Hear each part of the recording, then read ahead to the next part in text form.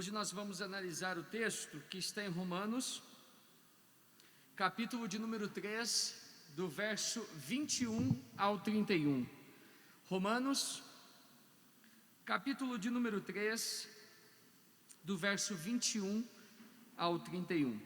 E como já é sabido entre todos, você vai ficar com a sua Bíblia aberta ao longo de toda a exposição. Diz o texto: mas agora, sem lei, se manifestou a justiça de Deus, testemunhada pela lei e pelos profetas. Justiça de Deus mediante a fé em Jesus Cristo, para todos e sobre todos os que creem, porque não há distinção. Pois todos pecaram e carecem da glória de Deus, sendo justificados gratuitamente por sua graça, mediante a redenção que há em Cristo Jesus, a quem Deus propôs no seu sangue como propiciação, mediante a fé, para manifestar a sua justiça, por ter Deus, na sua tolerância, deixado impunes os pecados anteriormente cometidos, tendo em vista a manifestação da sua justiça no tempo presente, para ele mesmo ser justo e o justificador daquele que tem fé em Jesus. Onde, pois, a jactância foi de todo excluída. Por que lei? Das obras? Não. Pelo contrário, pela lei da fé. Concluímos, pois, que o homem é justificado pela fé, independentemente das obras da lei. É porventura Deus somente dos judeus? Não, o é também dos gentios. Sim, também dos gentios, visto que Deus é um só, o qual justificará por fé o circunciso e mediante a fé o incircunciso. Anulamos, pois, a lei pela fé? Não, de maneira nenhuma. Antes confirmamos a lei. Queridos irmãos, em base a esse texto, eu quero pregar essa noite uma das doutrinas basilares do cristianismo, que está entre as principais, que é a justificação pela graça mediante a fé. A doutrina da justificação somente pela fé, aquela famosa expressão latina da reforma protestante, sola fide, é um basilar do cristianismo. Nos tempos da reforma, Martinho Lutero disse que é o artigo com o qual e pelo qual a igreja se mantém, sem o qual ela cai. Ainda Lutero, em outro momento, ele diz que a justificação pela fé é o sol que ilumina a santa igreja de Deus. Dito de um modo diferente de Lutero, a justificação pela fé é a doutrina que expressa a essência do cristianismo e preserva o real sentido da justiça e da graça de Deus. A doutrina da justificação pela fé trata daquilo que pode ser o problema existencial mais profundo que o ser humano pode enfrentar. E esse problema ele pode ser traduzido em uma pergunta: como pode um pecador, uma pessoa injusta, suportar em algum dia o julgamento de um Deus santo e justo? O salmista, no Salmo de número 130, verso 13, ele diz: se observares, Senhor, iniquidades, quem, Senhor, subsistirá? Evidentemente que a pergunta do salmista é retórica, isto é, já há uma resposta pronta. Nenhum de nós teria qualquer possibilidade de continuar em pé, porque nenhum de nós é justo. Para uma pessoa injusta ficar em pé na presença de um Deus justo, ela precisa ser justificada. E a reforma protestante focou uma pergunta, e talvez você já esteja se perguntando: como é uma pessoa justificada? A doutrina da justificação pela fé, ela ficou conhecida na teologia reformada como justificação forense. Isto é, Deus nos declara pessoas justas em base ao sacrifício vicário de Cristo na cruz do Calvário. Cristo cumpriu a justiça de Deus, e portanto a justiça de Cristo, ela nos é imputada, em palavras simples, ela nos é dada como um presente. E portanto a base legal da declaração de que eu e você somos justos é a imputação da justiça de Cristo a nosso favor. E Lutero captou muito bem essa ideia na sua famosa frase, simultaneamente justo e pecador. Nós, considerados em nós mesmos, somos pecadores. Mas quando somos considerados em Cristo, nós somos pessoas justas. Em virtude da imputação da justiça de Cristo, nós somos considerados justos. Portanto, quando Deus olha para mim, olha para você dos céus, Ele vê pessoas justas. Não pessoas justas que produzem justiça por causa dos seus próprios esforços. Porque eu e você somos falhos, somos pecadores, mas nós não permanecemos na fé em base aos nossos esforços. A nossa melhor atitude de justiça não passaria de trapo de imundícia. Mas surge outra pergunta: como o pecador adquire a necessária justiça? Talvez você esteja se perguntando: como eu posso me tornar justo? Na verdade, você precisa articular a questão de um modo oposto, porque você não se torna justo, é Deus quem vai lhe tornar justo. E os reformadores disseram que é pela graça, sola gratia, é por meio da fé, quando você crê em Jesus Cristo, sola fide, e quando você está em Cristo, somente por Cristo, soli Christus. Lutero e os reformadores, eles insistiram na ideia de que nós somos justificados por uma justiça que não está em nós, está fora de nós. Não é produzida por nós, porque nós não temos condições de produzi-la. E portanto não há nenhum aspecto meritório na fé. Em outras palavras, eu e você não merecíamos a salvação, mas a salvação foi nos dada por graça. E graça é um termo já sabido entre todos nós. Significa uma coisa bem simples: Deus nos presenteia, nos presenteia com aquilo que nós não merecemos. É a graça de Deus operando em nossos corações. E portanto o mérito é de Cristo e só dele. Só Cristo teria condições de preencher, de cumprir as demandas da justiça de Deus. E é precisamente esse mérito, o mérito de Cristo, que é nos dado pela fé. Cristo é a nossa justiça. Em outras palavras, alguém já disse que Deus veste as suas criaturas sujas com a capa da justiça de Cristo. E portanto a justiça de Cristo é a base da nossa justificação. Mas não tão somente da nossa justificação, como da nossa garantia de salvação. Porque nós insistimos com vocês e nós cremos que o cristão não vai se perder. Ele não vai perder a sua salvação, porque ele não anda fundamentado nos seus esforços. Não é ele que produz a sua justiça para ser aceito diante dos olhos de Deus. Porque senão eu e você não permaneceríamos sob hipótese nenhuma. Nós somos aceitos por Deus. Deus se tornou favorável a nós, porque Cristo pagou a nossa dívida na cruz do Calvário. Portanto, eu e você temos a certeza da nossa salvação, porque nós estamos fundamentados na justiça de Cristo.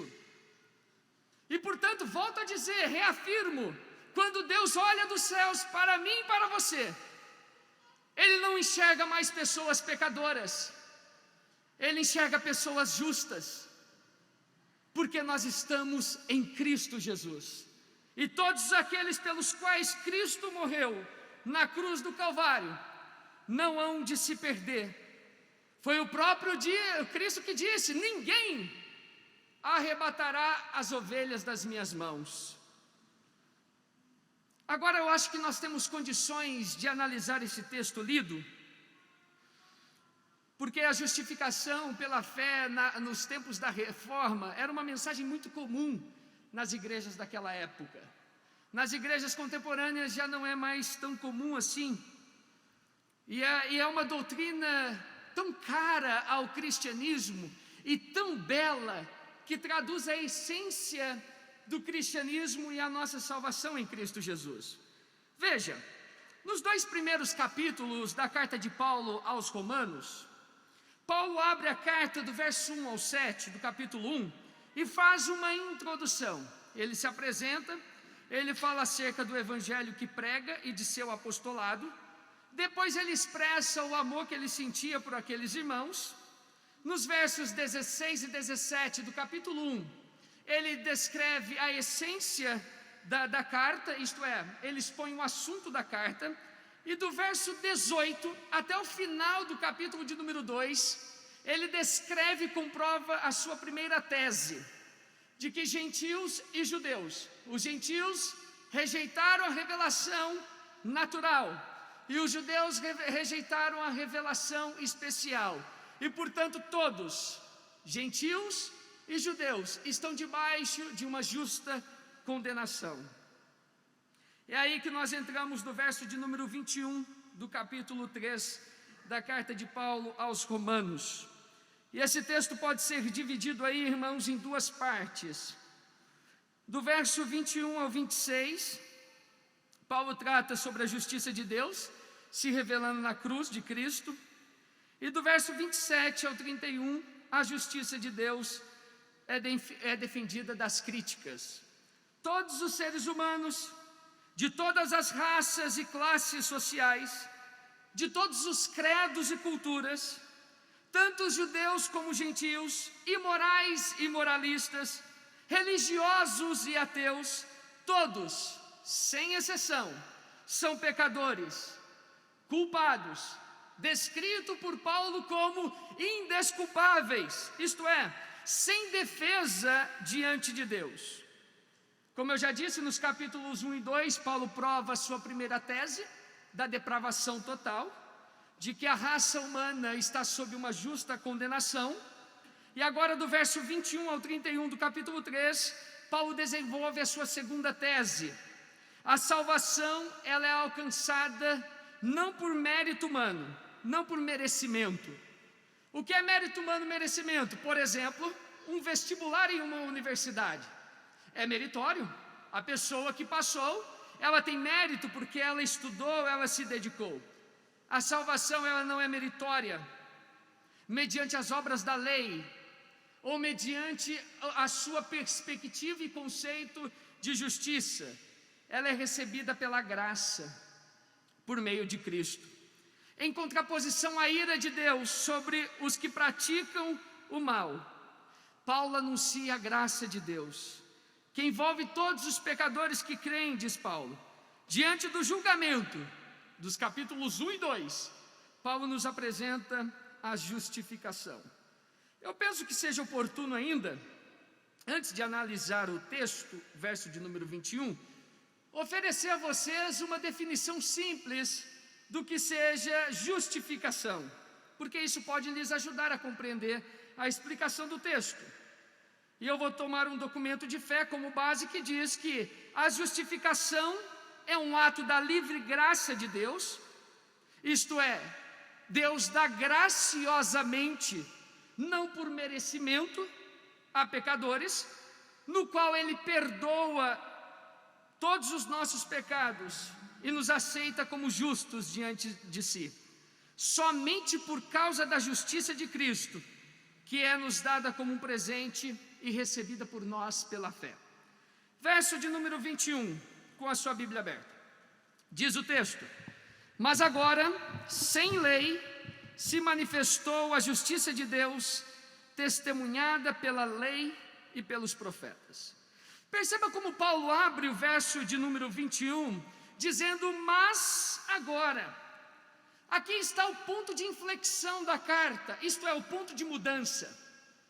Paulo argumentou nos capítulos 1 e 2 sobre condenação, tanto para gentios e judeus. E aqui ele anuncia a intervenção de Deus nesse cenário de perdição. Paulo interrompe de súbito, dizendo: o próprio Deus interveio. E o agora parece ser uma referência a 3 dimensões. Primeiro, uma dimensão lógica, no desenvolvimento da argumentação de Paulo. Nesse cenário de perdição, que todos estão sob uma justa condenação, ele argumenta sobre a justificação. Uma cronológica, é o tempo presente, e outra escatológica. Em outras palavras, Paulo está dizendo: chegou um novo tempo. E o texto diz: sem lei. Isto é, sem requerimento, sem exigência, ou melhor dito, sem uma contrapartida meritória do homem. Em outras palavras, a justiça de Deus se manifestou sem que nós merecêssemos, porque eu e você éramos pecadores, indesculpáveis diante de Deus. Justiça de Deus nesse texto é uma referência à morte histórica de Cristo Jesus e suas consequências. É interessante que o termo grego utilizado por Paulo para manifesto é phaneron, que significa mostrar plenamente. Não é tão somente mostrar, mas é mostrar plenamente, cabalmente, a justiça de Deus em Cristo Jesus. E veja a articulação do verso. Paulo deixa claro que é uma justiça que provém de Deus. Isto é, a iniciativa da salvação, ela é de Deus. Foi Deus quem desejou conceder aos pecadores a condição de justos aos seus olhos. Dado que o quadro anterior que ele apresentou da depravação total evidenciava que o homem não teria condições de cumprir a justiça de Deus.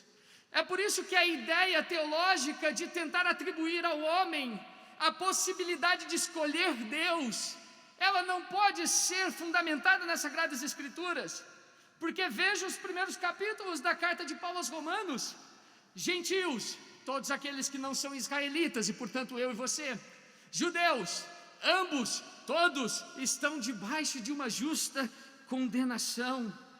Mas Deus teve a iniciativa, porque Ele quis salvar pecadores e dar a estes a condição de justos. Versos 22 e 23.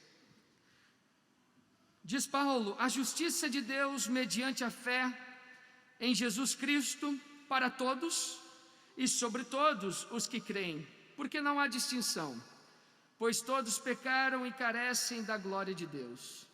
A justiça de Deus só pode vir mediante a fé em Cristo Jesus, para todos e sobre todos que creem.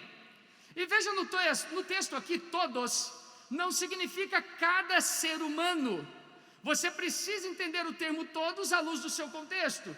Paulo faz uma referência a gentios e judeus, e portanto todos significa no texto gentios e judeus. E ele diz: porque não há distinção. E ele explica no verso de número 23 porque não há distinção. Diz Paulo: porque todos pecaram e carecem da glória de Deus. O verso de número 23 é uma síntese da argumentação de Paulo. Do verso 18 do capítulo 1 ao verso 20 do capítulo 3, a síntese está aqui no verso de número 23. Todos pecaram e carecem da glória de Deus. Portanto, queridos irmãos, o pecado é universal e todos os homens estão debaixo de uma justa condenação.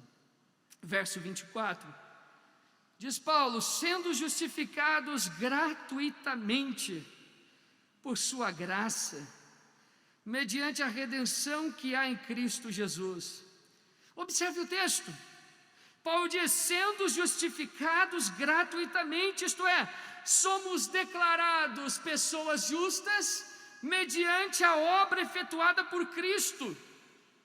O termo justificação, Paulo emprestou do ambiente forense da época. É por isso que em teologia nós chamamos isso de justificação forense, para descrever esse ato declaratório de Deus, através do qual Ele nos declara pessoas justas.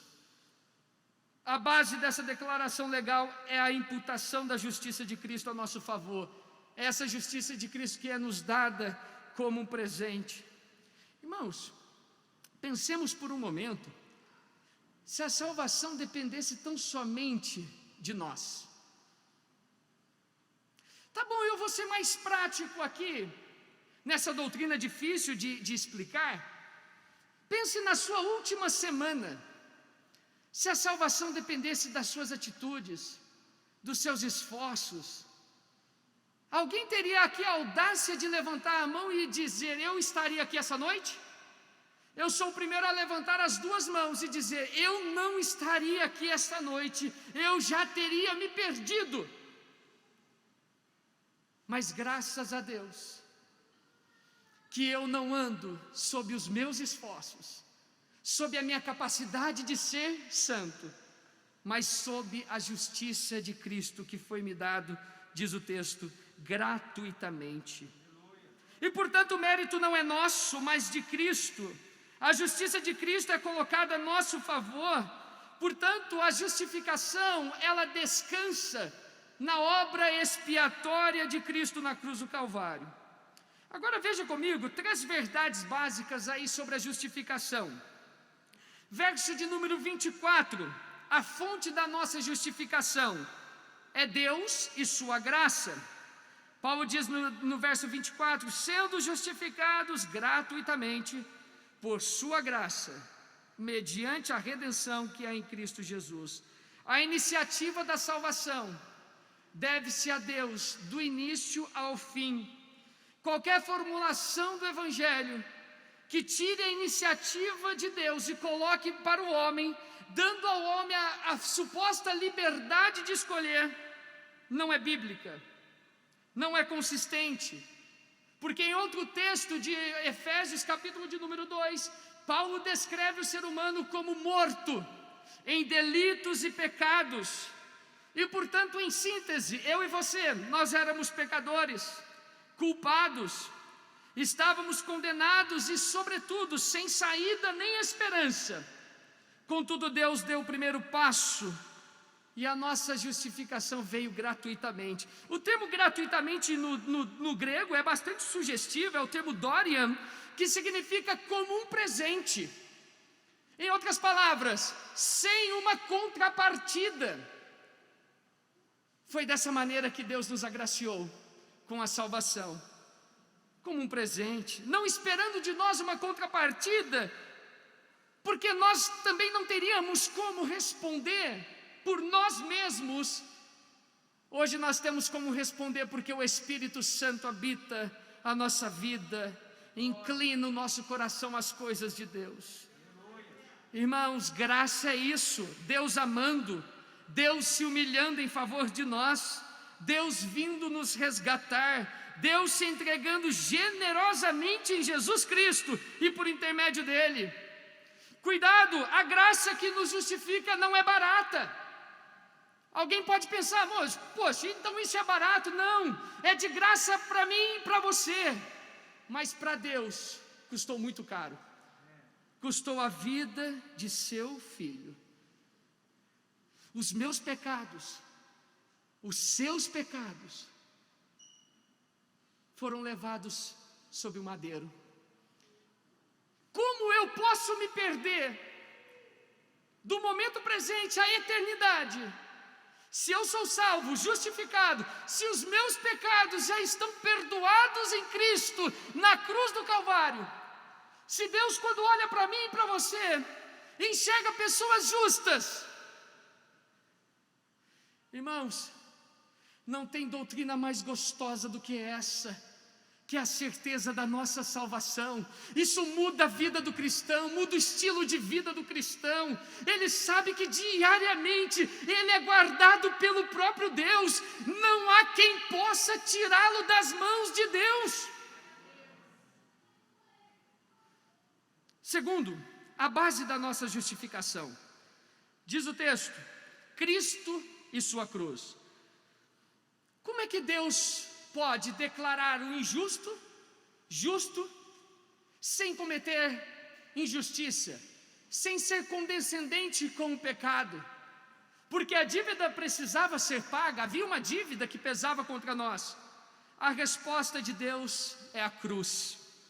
Seria injusto Deus justo justificar o injusto sem o devido pagamento, mas a cruz é a justificação do injusto. A única razão pela qual Deus salva pecadores como eu e você é porque Cristo morreu pelos ímpios. E aquilo que Deus fez mediante a cruz, mediante a morte de seu Filho, em nosso lugar, Paulo explica aí nesse texto com 3 palavras. Primeira, redenção. Está aí no verso de número 24. A redenção que há em Cristo Jesus. Esse termo no grego é apolítrosis. E Paulo, mais uma vez, empresta dos mercados da época. O termo justificação, Paulo emprestou do ambiente forense. E redenção ele emprestou dos mercados da época. Porque esse termo na época de Paulo era usado para descrever escravos que eram comprados para serem colocados em liberdade. Paulo pega esse termo e aplica no cristianismo. Como? Eu e você somos descritos, quando antes de Cristo, antes da salvação, como pecadores, como escravos da nossa carne, do mundo e também de Satanás. Cristo pagou a nossa dívida e, portanto, nos redimiu e nos colocou em liberdade. É em Cristo, nós cantamos aqui, eu sou livre. Em Cristo nós temos liberdade, porque Ele pagou a nossa dívida, o nosso resgate. Cristo nos redimiu. Portanto, irmãos, a cruz é a maior missão de resgate do mundo. Cristo nos resgatou da casa do valente, do império das trevas. Éramos escravos da carne, escravos do mundo, escravos do diabo. Basta você pensar por um momento na sua vida pregressa, na sua vida antes de Cristo. Alguns de nós estávamos viciados em vários aspectos e áreas da nossa vida, na sociedade. Nós éramos realmente escravos. Nós estávamos mortos em nossos delitos e pecados, mas Deus nos deu vida. E nós estávamos perdidos, eu e você estávamos perdidos, caminhando para o inferno, mas nós fomos achados. Cristo verdadeiramente nos tornou pessoas livres. E é importante afirmar que o pagamento dessa dívida não foi efetuada a Satanás, como ensinam alguns pregadores que são animadores de auditório e querem trazer uma emoção sobre a comunidade, contando historinhas, fábulas. Não, o preço foi pago a Deus. Deus providenciou o sacrifício e recebeu a oferta. Pelo sangue de Cristo, Deus propiciou a si mesmo. A cruz foi a justificação de Deus. Propiciar significa nesse texto que Deus se tornou favorável a nós, porque agora nós estamos perdoados em Cristo Jesus. O que você sabe sobre remissão dos pecados? Um dos nossos documentos de fé, como o Catecismo de Heidelberg, diz: preste atenção, creio que Deus, por causa da satisfação em Cristo, jamais quer se lembrar de meus pecados e de minha natureza pecaminosa, que devo combater durante toda a minha vida, mas Ele me dá a justiça de Cristo, pela graça, e assim nunca mais serei condenado por Deus. Irmãos, como alguém pode ser condenado recebendo a seu favor a justiça de Cristo? Não há como ser condenado mais, porque eu e você estamos em Cristo. Irmãos, em um mundo de desesperança, em um mundo de incertezas como o nosso, sobretudo na contemporaneidade, nós temos uma certeza: assim como 2 mais 2 são 4, que eu e você chegaremos na eternidade. O segundo termo aí usado por Paulo no verso 25 é propiciação. Ele diz: a quem Deus propôs o seu sangue como propiciação. É um termo que significa basicamente o ato de aplacar a ira de Deus.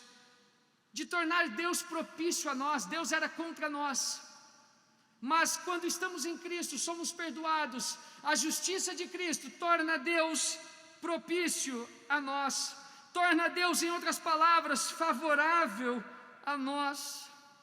A terceira palavra é demonstração ou manifestação, que também está no verso de número 25, para manifestar a sua justiça. A cruz concretizou a propiciação de Deus e a redenção dos pecadores, mas ela também mostrou a justiça de Deus. Veja o contraste que Paulo faz no final do verso 25 e no início do verso 26. Paulo diz: deixar impunes os pecados anteriormente cometidos, o que faria Deus parecer injusto, e a punição deles na cruz, pela qual Deus demonstrou a sua justiça. O que Deus fez na cruz de Cristo, e por meio dela, Ele redimiu o seu povo, aplacou a ira de Deus e demonstrou a sua justificação. O meio da justificação, a fé. Se por um lado a base é Deus e a sua cruz, por outro, o meio de justificação é a fé, que está no verso 25, mas por 3 vezes Paulo, nesse texto, ele ressalta a necessidade da fé. Veja comigo, verso 22, mediante a fé que está em Cristo Jesus, para os que creem.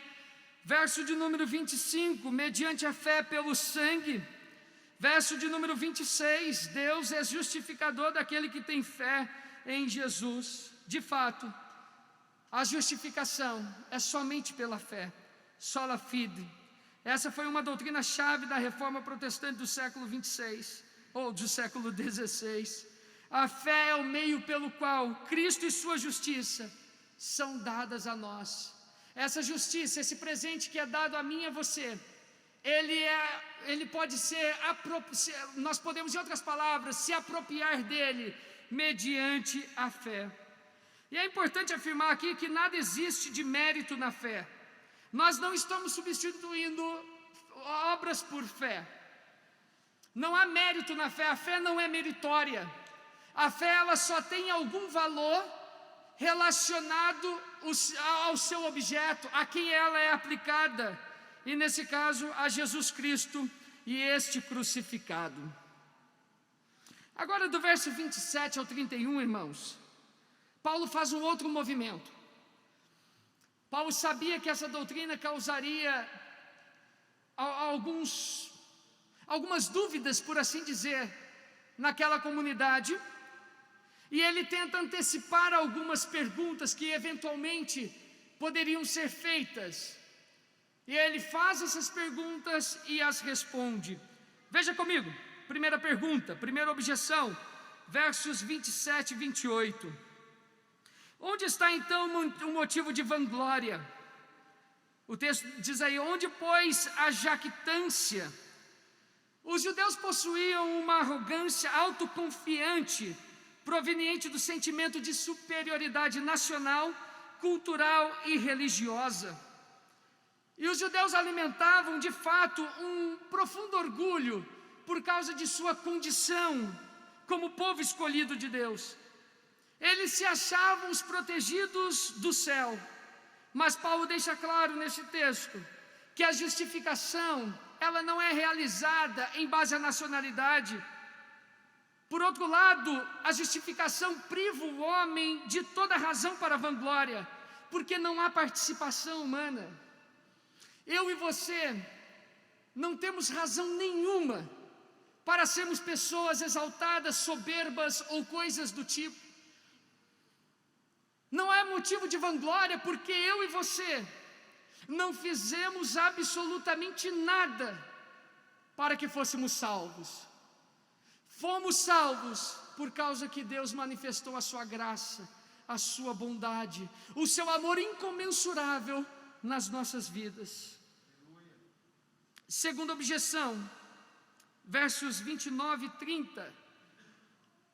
Paulo diz: Deus é Deus apenas dos judeus? Ele não é também o Deus dos gentios?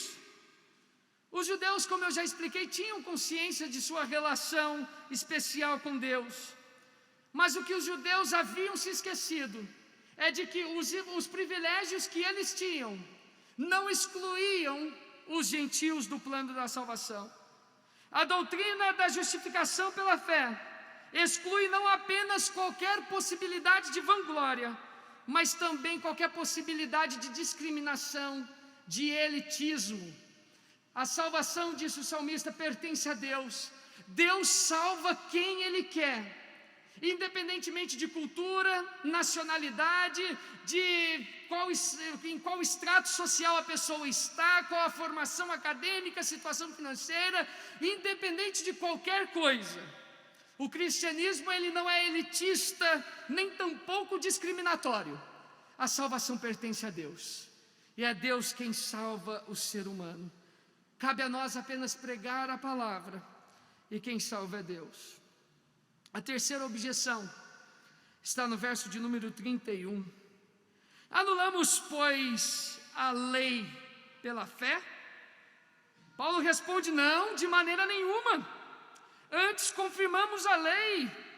A lei e a fé não são antagônicas, não estão em uma relação de oposição uma à outra. A fé não anula a lei, nem tampouco a lei dispensa a fé. Elas se coincidem com muita beleza, cumprindo cada um o seu papel. A lei cumpriu o seu propósito, preparando o caminho para a fé. Qual era a função da lei? Expor e condenar o pecador, trancar o pecador no calabouço da culpa, até que Cristo venha libertá-lo através da fé. Assim, queridos irmãos, a fé justifica a quem a lei condena. Pela fé nós alcançamos uma justiça perfeita. Somos justos diante dos olhos de Deus, porque a justiça de Cristo foi nos dada como um presente, e nós nos apropriamos dessa justiça pela fé. É a justiça de Cristo sendo imputada a todos nós. Amém?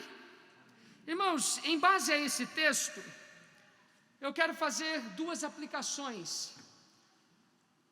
O que esse texto tem a nos ensinar como leitores do século 21? Primeira aplicação, eu quero lhes lembrar como a Bíblia define o ser humano sem Deus.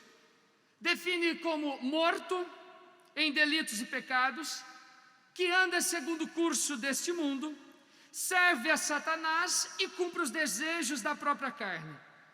E portanto todo ser humano está debaixo de uma justa condenação. Mas Deus, por amor, um amor que excede a compreensão humana, decidiu antes da formação do mundo salvar um povo para si, de entre a humanidade caída. Em Cristo nós temos o perdão dos nossos pecados, nós somos justificados e aceitos por Deus, e aqueles aos quais Deus perdoou, Ele diz: você é meu filho, você é minha filha, vocês pertencem a mim. Aleluia. Irmãos, o cristão não pode se perder, porque nós vamos imputar no sacrifício de Cristo na cruz do Calvário erro, fraqueza, insuficiência. Se Deus salvou a você, minha irmã, Ele diz a você: você é minha filha. Se Deus salvou você, meu irmão, se você é justificado, Deus diz a você: você é meu filho. E Deus diz a todos nós, justificados e salvos: vocês me pertencem. Nós somos herdeiros de Deus e co-herdeiros com Cristo, unidos com Ele pelo vínculo do amor, que jamais poderá ser rompido. Não há nada que pode romper o vínculo do amor entre nós e o nosso Salvador. Uma segunda aplicação, irmãos, nós não podemos nos esquecer que, embora justificados, justos diante dos olhos de Deus, nós temos uma responsabilidade diária de dizer não ao pecado, e sim às coisas que agradam a Deus. Aquela ideia, aquela crítica que todos nós sofremos de que Poxa, então se você falou salvação, não se perde, agora para sempre salvo, você pode curtir o melhor desse mundo e você permanece salvo. Isso é crítica de quem lê gibi e não lê Bíblia. Porque agora o pecado não reina mais em nosso coração. Sabe como você vai saber se você é o justificado ou não? Pelo seu estilo de vida, pelo seu comprometimento com Deus, pela sua vida de santidade, de pureza, pelo seu esforço de diário de dizer não ao pecado, e sim às coisas de Deus. Uma vida que evidencia diariamente que somos justificados, que fomos absolvidos por conta de Cristo. Dito de outro modo, essa doutrina, justificação pela fé, ela tem implicações práticas no nosso estilo de vida. Se seu estilo de vida glorifica a Deus, é porque você é alguém justo. Muitos estão preocupados somente em reduzir a religiosidade, a fé aos domingos. Se você é justificado, você vai tratar bem a sua esposa, vai tratá-la com respeito. Se você, irmã, é justificada, você vai tratar bem o seu esposo com respeito. Você vai lutar pela criação, pela educação bíblica dos seus filhos. Você vai cuidar da sua família. Você vai ser um bom filho, você vai ser um bom trabalhador. São as implicações práticas de sermos pessoas justas, absolvidas, porque nós estamos em Cristo. Então essa ideia que vamos curtir o melhor desse mundo e permanecermos salvos, se você quiser curtir o melhor desse mundo, eu quero lhe dizer esta noite em alto e bom som, você vai para o inferno. Mas se você quiser viver para a glória de Deus, você vai para o céu, não tenha dúvidas disso. O nosso estilo de vida, o estilo de vida do justificado, do crente, do salvo, é um estilo de vida que glorifica a Deus. Aleluia. Ele glorifica a Deus no comprar, no vender, no negociar, nas transações comerciais, na sua vida prática, em seus sonhos, nas realizações. Em todo momento ele está preocupado: como isso que eu vou fazer glorifica a Deus?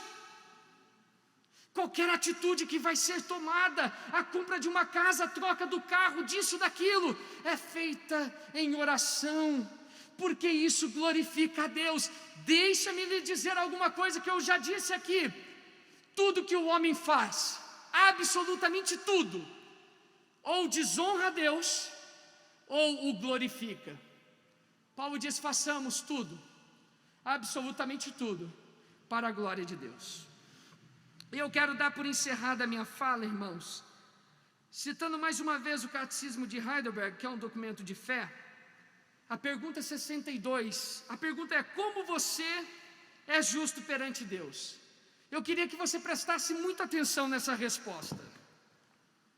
Somente pela verdadeira fé em Jesus Cristo, mesmo que minha consciência me acuse de ter pecado gravemente contra todos os mandamentos de Deus, de não ter guardado nenhum deles e de ser ainda inclinado a todo mal, todavia Deus me dá, sem nenhum mérito meu, sem nenhum merecimento, por pura graça, a perfeita satisfação, a justiça e a santidade de Cristo. Deus me trata como se eu nunca tivesse cometido pecado algum, ou jamais tivesse sido pecador, e como se eu tivesse cumprido pessoalmente toda a obediência que Cristo cumpriu por mim. Esse benefício é meu, somente se eu o aceitar pela fé, de todo o coração.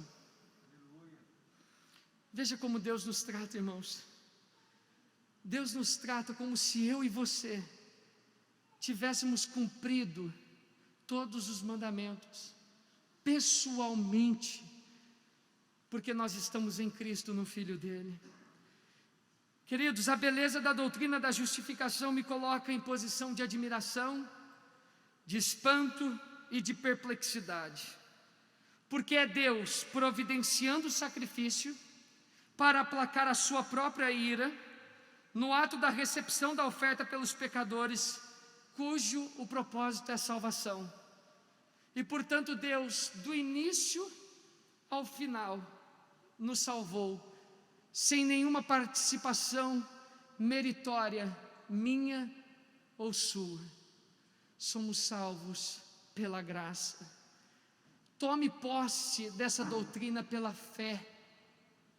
E viva, não pare de viver uma vida vacilante. Amanhece no inferno e dorme no céu. A todo momento uma vida vacilante. Creia que você é um salvo em Cristo Jesus e viva para a glória de Deus. Eu e você vamos pecar contra Deus? Evidentemente que vamos. Mas nós vamos nos lançar aos pés do crucificado e vamos encontrar graça para a nossa caminhada.